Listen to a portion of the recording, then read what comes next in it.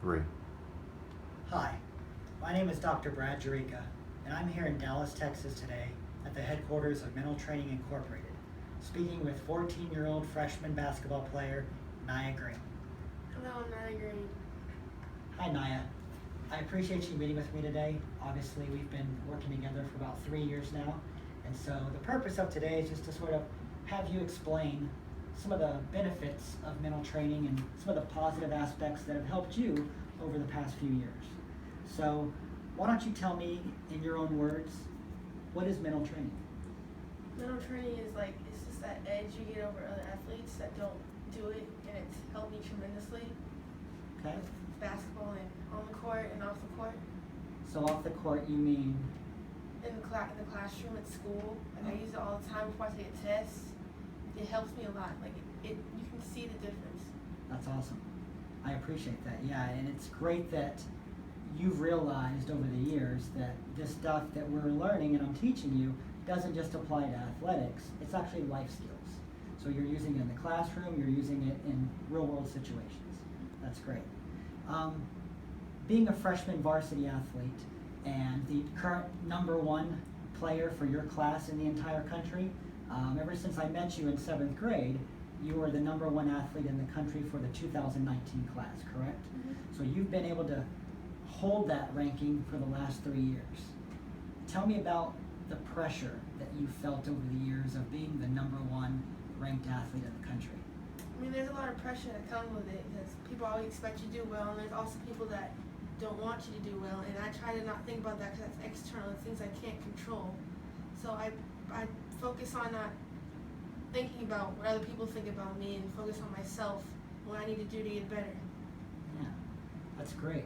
And I remember when I first met you, I think I jokingly said, I'm going to teach you how to be selfish, right? And you kind of laughed like, Dad, what is this guy talking about? And so what you learned was that being selfish is being self-focused. So can you talk a little bit about the internal focus versus the external focus and how that's helped you on the court? Well, internally, if I were to focus on the ref, this is external. I'm not focusing on myself, which I don't necessarily do well, and I'm worried about what is happening instead of how do I react to what's happening, and that's what you taught me, and it's helped me a lot. Cool. Yeah, and you mentioned controllables, right? So one of the things that I do with a lot of athletes, and obviously we started with you a couple years ago, was talking about controlling the controllables, which is the internal focus.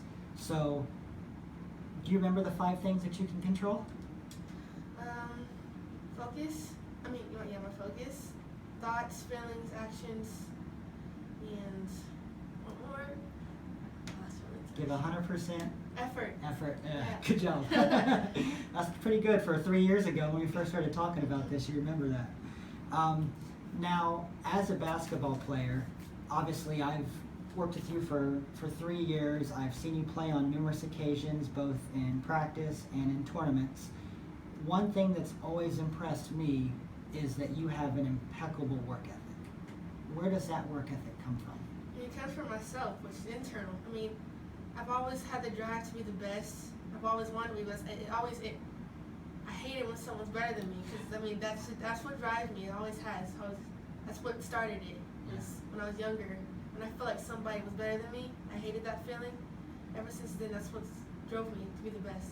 And so from that point on, as a young child, you sort of made up your mind that I'm going to do whatever it takes to be the best at my craft. And for the last 3 years, you've been successful. Have you ever felt like over the past few years, you just want to break? You're tired of working hard. You're tired of, getting up at 5 in the morning and doing private lessons and working out in the gym and all the things that have allowed you to be so successful? There are always times when you feel like that. I think every athlete has that feeling, but that's what drives me. Because when you know you don't feel like doing something, that's how you know you're doing what other people don't want to do. So that's how I know I'm doing something that other people don't want to do. Which that helps me wake up in the morning. That helps me stay up late at night and work out. Yeah. So putting that extra little bit of time and attention to detail that you know your competition is probably not doing. So when you get up in the morning at 4:30, 5 o'clock and, go for a private lesson or go for a practice, you're thinking to yourself, I necessarily probably don't want to get up. And I know my competition probably isn't getting up, so I better get up. Mm-hmm. Yeah, good. I like that. Over the years, I've probably said a lot of things, some of which you probably let go in one ear and out of the other. A lot of the stuff it looks like you've kind of retained, which is great. Has there been one particular mental skill that you found most helpful? There's two. There's Okay. the breathing part. I do that every single day, and the weekend ambition, tough and resolve. Because there's always an ambition every single day. Like in school, especially being in high school now, there's always expectations, and that's ambition when I think about it too much. And I try to weaken that and toughen my resolve. How do I react to what is said to me? Good. Things that you can control, right? Like your reactions. Yeah, and the breathing, it's funny how, I've been doing sports psychology and mental training work for almost 15 years now. And after 6 months of working with a client or a year of working with a client, I'll sometimes check in with them and say, what's the thing that I've taught you that you use the most? And almost 9 times out of 10, they say breathing. And it's like, who would have thought that you would come to a mental trainer to learn how to breathe? But you've realized that just breathing correctly, whether in the classroom or on the court, makes a huge difference in your confidence level and your anxiety level. So that's great. Now, you mentioned the weekend ambition, tough and resolve. That's something that I created a couple of years ago. So tell me a little bit more about that. How would you explain if one of your coaches came to you and said, what is weekend ambition, tough and resolve? I say weekend ambition, because your ambition is your wants and your desires. So, like for instance, I had a game when I wanted to beat this team so badly because we lost to this team before and I knew we shouldn't have. So next time we played them, I told myself, I'm going to beat them. I want to. And I ended up playing really bad because my wants were too high. I was too focused on external, and I wasn't focused on myself and how to resolve anything that went bad or something. So when I went out there, I did terrible. So now I have to make sure I keep weakening my ambition and toughening my resolve, because the resolve is how you react to what is happening, and that's how I know what weakened ambition And that's, really means. again, things you can control, Yeah. right? Your reactions. So, and that's awesome that you remember all that, because it's sometimes I work with a client and I'll say things and I feel like they're writing it down, but it's not sinking in. And one thing that I've always appreciated and valued about our relationship and how we've been working on this stuff for a few years is that not only do you write things down, but I know that every time I see you, you bring your notebook. And you've probably looked over that notebook, 10 times in the last 2 or 3 weeks since the last time I saw you. Sometimes clients go and they put it on the shelf and it doesn't come off the shelf until their next session. Whereas I know you have it open on your desk on a regular basis and you're going through and highlighting and making notes. So I think that speaks a lot to not only your work ethic, but that will and desire to stay the best. Not just sort of, I made it, I'm the best right now, and now I can take it easy. So talk to me a little bit about the recruiting process. I know over the years you've been contacted by dozens of Division I coaches, and from last time I spoke with your parents, your phone's been blowing up recently. So how has that been as far as a 14-year-old fielding phone calls from major D1 programs telling you how special you are and how bad they want you to come to their school? I mean, I really don't like talking to college coaches because I don't like talking to them because you can tell they're trying too hard, and I don't like that. So they want you really bad. Yeah. So the recruiting process with me, I try to stay focused on myself, because whenever they tell me that, oh, I'm this and that, I try not to focus on it because I'm trying to get somewhere. And I like the college coaches that tell me, you need to work on this, you need to work on that, and there are some specific colleges that do that, and that's the ones I'm interested in. So. Okay. So if you're a college coach out there and you see this video, Nyah wants to know what she can work on.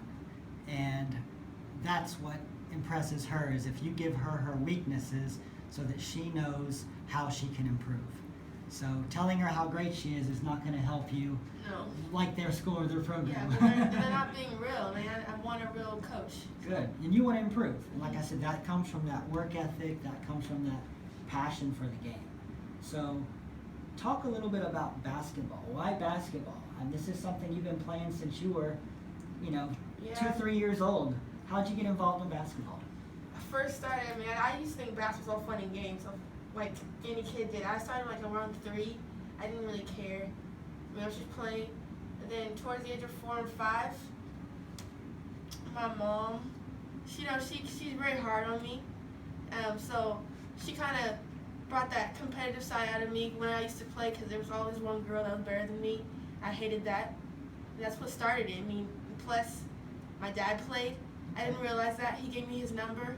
Ever since I got his number, I've been wearing his number. So, What number is that? 31. 31. So that's going to probably continue throughout high school and college as well, as you're going to be number 31 to represent your dad and all the things that he's done for you. Mm-hmm. That's great. That's awesome. The freshman year, right, varsity at Allen High School is less than 30 days away. So any nerves, any pressure you're feeling from parents, coaches, teammates? There's always pressure. There's always my teammates trying to get in my ear, and I kind of had a little setback with my mental training with my teammates being in my ear. But now I feel better, because I've been trying to focus on what I can't control. Cause I can't control what they say to me, and there's a lot of pressure with people expecting me to put Allen on the map, right. And my coach. So I try not to focus on that, focusing on myself, getting better every single day. So that's good. And I think as long as I've known you, we've always concentrated on self-improvement, Mm-hmm. right? Focusing on what you can control, keeping an internal focus, and basically trying to improve just a little bit every single day. So whether it's dribbling, whether it's doing a crossover, whether it's your jump shot, or if it's just having more patience in life and your relationships. So if we can improve just a little bit, when you make Nyah the center of your attention, then you evolve and you become a better person, a better athlete, a better human being. That's great. The last question I had is, for the audience out there, could you tell us a little bit about what mental training has done for you? Coming in as a 7th grader, being extremely talented, the #1 recruit for the 2019 class, to now being a freshman who's made the varsity team, and correct me if I'm wrong, you're a team captain as a freshman? Yeah. You're on is it called a leadership? Yeah, leadership, yeah. Yeah, so freshman team captain. What has mental training allowed you to do or become over the last 3 years? Well, I'm gonna start out what I started out with. When I was in 7th grade, I get so nervous for the games. I shouldn't. It's a middle school game, but I would get so nervous because I was the pressure. I was always expected to do well. So before games, one time I remember going to the bathrooms. I was so nervous. So, and then when I started playing, I would always play onto their level. I wouldn't excel in what I can do, and that's when my dad was like, "That needs to stop." And that's when he came here, and it's helped me a lot. It's helped me not go down other people's level and just play my game and not get nervous. And now when I breathe all the time before the game, and that's helped me doing the threshold in the classroom. It's helped me with my schoolwork and my test grades have just skyrocketed up now, especially in high school. The stress level is always Oh yeah. high. You go to one of the biggest, if not the biggest, high schools in Texas, right? Mhm. You guys have over 6,000 students at Allen High School. Mhm. And you're a straight A student, correct? Mhm. So you're not only just a phenomenal athlete, but you also excel in the classroom.